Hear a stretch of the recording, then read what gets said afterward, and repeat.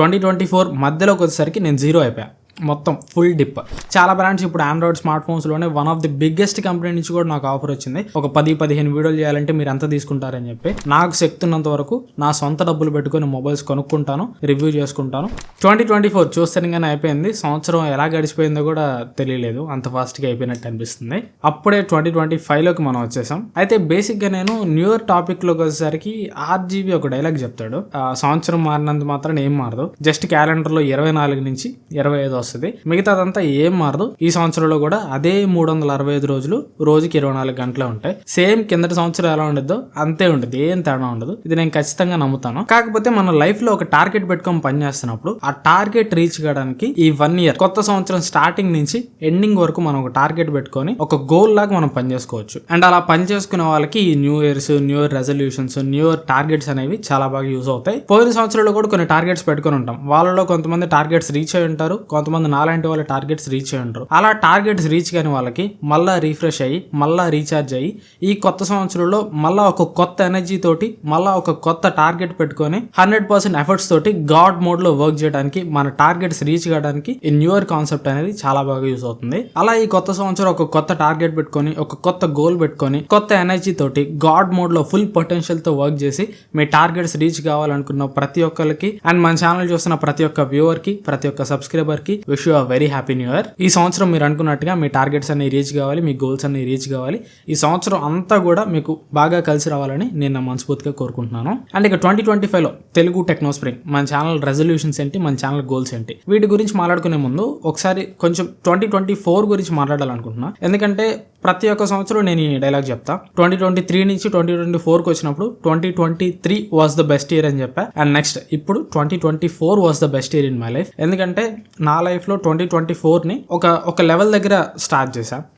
ఈ లెవెల్ దగ్గర స్టార్ట్ చేస్తే 2024 మధ్యలోకి వచ్చేసరికి నేను జీరో అయిపోయా. మొత్తం ఫుల్ డిప్. ఛానల్ పరంగా కానివ్వండి, పర్సనల్ కెరియర్ పరంగా కానివ్వండి. ఆ జీరోలోకి రావడానికి కారణం ఏంటంటే బేసికలీ నేను ఒక స్టూడెంట్ని. నా పర్సనల్ కెరియర్ పరంగా ఎప్పుడో 2 ఏళ్ల క్రితం నేను తీసుకున్న ఒక డెసిషన్ని ఇప్పుడు తవ్వుకొని అనవసరంగా ఆ డెసిషన్ తీసుకున్నాం, లేదంటే ఆ డెసిషన్ ఇప్పుడు మళ్ళీ తిప్పేస్తే ఎంత బాగుంటుంది, లైక్ ఇప్పుడు ఒకవేళ మళ్ళా ఒక కొత్త డెసిషన్ ని పర్సూ చేయాలన్నా కానీ అలా చాలా కన్ఫ్యూజన్స్ వచ్చేసినాయి. అండ్ యూట్యూబ్ లో నేను సక్సెస్ కాకపోతే నా పరిస్థితి ఏంటి? సో ఆ రీజన్స్ అన్నిటి వల్ల కరెక్ట్ గా ఇయర్ మధ్యలో మిడ్ ఆఫ్ ది ఇయర్ లో నేను జీరో అయిపోయా. యూట్యూబ్ ఛానల్ కూడా ఒక 1 మంత్ పాటు స్టాప్ చేసా, ఏ వీడియోలు పెట్టలేదు, మొత్తం థింకింగ్. దాని తర్వాత మళ్ళీ వాట్ ఈస్ వాట్ అనే ప్రాక్టికాలిటీస్ చూసుకొని 2 years బ్యాక్ నేను కరెక్ట్ డెసిషన్ తీసుకున్నాను. ఇప్పుడే అనవసరంగా ఆలోచిస్తున్నాను, నేను యూట్యూబ్ లోనే ఉంటాను, ఇంకెక్కడికి వెళ్ళను. నేను నా పర్సనల్ లైఫ్ లో ఏ అదర్ కెరియర్ నేను పర్సూ చేసినా గానీ ఖచ్చితంగా యూట్యూబ్ అనేది నా లైఫ్ లో ఉండాల్సిందే అని ఒక డెసిషన్ తీసుకొని మళ్ళా కంబ్యాక్ అయ్యాను.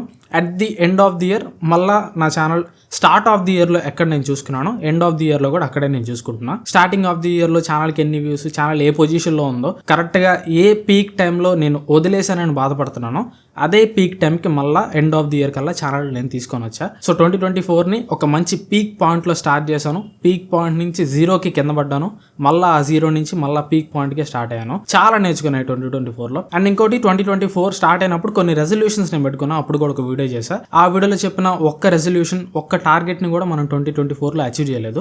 ఫస్ట్ అండ్ ఫార్మోస్ట్ టార్గెట్ వచ్చేసరికి నేను 100K సబ్స్క్రైబర్స్ రీచ్ కావాలని చెప్పా. స్టిల్ ఈ రోజు డిసెంబర్ 31వ తారీఖు ఇప్పుడు వీడియో రికార్డ్ చేస్తుంది. సబ్స్క్రైబర్స్ వచ్చేసరికి 96,700 ఉన్నారు. చాలా దగ్గరికి వచ్చాం, నియర్ మిస్ అని చెప్పాలి. అండ్ దాని తర్వాత ఛానల్లో బాగా కన్సిస్టెంట్ గా ఉండాలనుకున్నా. 2023లో నేను వీడియోస్ పెట్టేటప్పుడు నేను తీసుకున్న లాంగెస్ట్ గ్యాప్ 13 రోజులు. 2024లో కనీసం ఆ 13 రోజుల లాంగ్ గ్యాప్ కూడా నేను తీసుకోకూడదు అనుకున్నా. బట్ 2024లో ఒక 1 మంత్ పాటు గ్యాప్ పెట్టేసా. 30 రోజులు నేను ఏ వీడియో కూడా పెట్టలేదు. అండ్ ఆ 30 రోజులు వీడియో పెట్టిన తర్వాత కూడా 15 రోజులు 20 రోజులు అని చెప్పి అలా ఒక 2-3 పెద్ద గ్యాప్సే వచ్చినాయి. సో కన్సిస్టెన్సీ పరంగా కూడా నేను తీసుకున్న రెజల్యూషన్ ఫెయిల్ అయిపోయా. అండ్ దాని తర్వాత 2024లో కెమెరా, ల్యాప్టాప్ అప్గ్రేడ్ చేయాలనుకున్నా. స్టిల్ ఇంకా ఏం అప్గ్రేడ్ చేయలేదు. అదే 200D Mark II నుంచి రికార్డ్ చేస్తున్నా.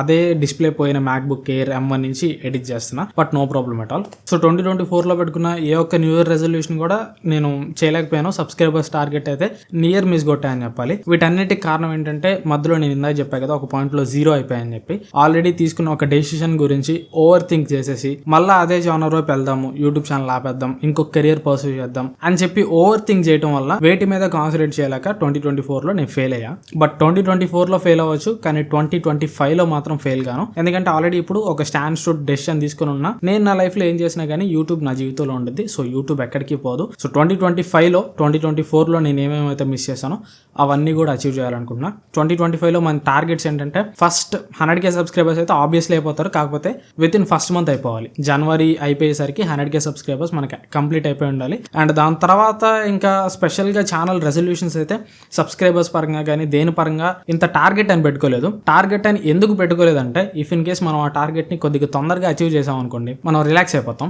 అలా రిలాక్స్ అయిపోవటం నాకు ఇష్టం లేదు. ఒకటే అల్టిమేట్ టార్గెట్ ఏంటంటే 2025 ఎండ్ అయిపోయేసరికి ఛానల్ ఒక మంచి పొజిషన్ లో ఉండాలి. తెలుగు టెక్ ఛానల్స్ లో టాప్ లీగ్ లో ఛానల్ ఉండాలి. అండ్ నా వర్క్ పరంగా నేను ఏ వీడియో చేసినా గానీ the best content, the best video quality, the best presentation ఇవ్వాలి. అంటే నా పరంగా నేను ఇచ్చే వీడియోస్ లో ది బెస్ట్ ఎఫర్ట్స్ పెట్టాలనుకుంటున్నా. అండ్ ది బెస్ట్ వీడియోస్, ఆ బెస్ట్ అనేది కంటెంట్ టాపిక్ పరంగా అవనివ్వండి, కంటెంట్ ప్రెజెంటేషన్ లో అవనివ్వండి, content video quality and editing పరంగా ఎవరివ్వండి, నేను ది బెస్ట్ ఇవ్వాలనుకుంటున్నా. ఇదే అల్టిమేట్ టార్గెట్. 2025 అయిపోయేసరికి నా యూట్యూబ్ ఛానల్ పరంగా 2024లో నేను ఏదైతే సెల్ఫ్ డౌట్ పడ్డానో, ఇఫ్ ఇన్ కేస్ నేను యూట్యూబ్ లో సక్సెస్ కాకపోతే ఏంటి అని ఒక డౌట్ పడ్డానో ఆ డౌట్ మళ్ళీ పడాలనుకోవట్లేదు.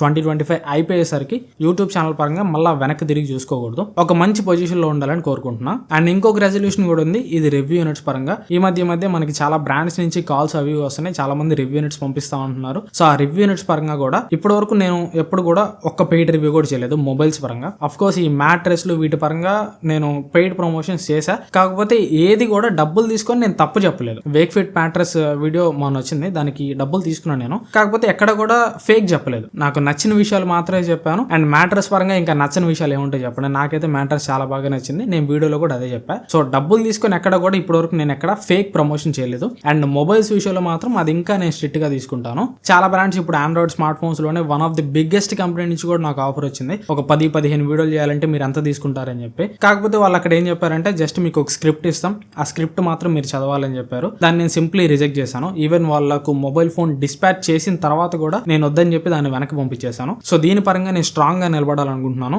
ఎంత పెద్ద మొబైల్ బ్రాండ్ అయినా కానీ ఇఫ్ ఇన్ కేస్ వాళ్ళు జెన్యూన్ గా రివ్యూ యూనిట్ పంపించి మీకు అనిపించింది మీరు చెప్పండి, మీ జెన్యూన్ రివ్యూ మీరు ఇవ్వండి అంటే మాత్రం ఖచ్చితంగా నేను రివ్యూ యూనిట్ తీసుకుంటా. ఇంకా నా ఛానల్ ఫ్యూచర్ లో కూడా ఇంకా ఎన్ని సంవత్సరాలు వచ్చినా కానీ ఈ డెసిషన్ పరంగా నేను ఖచ్చితంగా స్ట్రాంగ్ గా నిలబడాలనుకుంటున్నాను. స్ట్రాంగ్ గా నిలబడాలి అనుకుంటున్నాను కాబట్టి పబ్లిక్ గా ఒక పబ్లిక్ వీడియోలో ఈ మాట చెప్తున్నాను. ఈ మాట చెప్పినందువల్ల చాలా బ్రాండ్స్ నుంచి నా మీద ఉన్న ఇంట్రెస్ట్ వాళ్ళకి తగ్గిపోవచ్చు, బట్ తగ్గిపోయినా కానీ నో ప్రాబ్లం. నాకు శక్తి ఉన్నంత వరకు నా సొంత డబ్బులు పెట్టుకుని మొబైల్స్ కొనుక్కుంటాను, రివ్యూ చేసుకుంటాను, అండ్ రివ్యూ అయిపోయిన తర్వాత అమ్ముకుంటాను, no problem at all. And ఇంకా కొన్ని అదర్ ప్లాన్స్ కూడా ఉన్నాయి, ఇవి అవతాయో లేదో తెలియదు, బట్ పాసిబుల్ అయితే మాత్రం ఖచ్చితంగా చేయాలి. ఫస్ట్ ఏంటంటే స్టూడియో మార్చేయాలి. మీకు ప్రెజెంట్ ఉన్న స్టూడియో టూర్ అయితే నెక్స్ట్ రాబోయే 2 days లో ప్రెజెంట్ ఉన్న స్టూడియో టూర్ వచ్చేస్తుంది. ఆ ప్లేస్ లో కొద్దిగా కొత్త ప్రొఫెషనల్ స్టూడియో ఒకటి బిల్డ్ చేయాలనుకుంటున్నాను. బ్యాక్గ్రౌండ్ కొద్దిగా మార్చేయాలి. అండ్ ఎడిటింగ్ కోసం కొత్త ల్యాప్టాప్ కొనాలి. MacBook Pro ఒకటి తీసుకోవాలి M4 Pro చిప్ తోటి. అండ్ ఇంకోటి కెమెరా అప్గ్రేడ్ చేయాలి. ప్రెజెంట్ ఇప్పుడు మీకు 1080p వీడియో మాత్రమే వస్తుంది. కెమెరా కొద్దిగా సోనీ కొద్దిగా 4K కెమెరా, మంచి 4K కెమెరాకి అప్గ్రేడ్ అవ్వాలని ఉంది. అది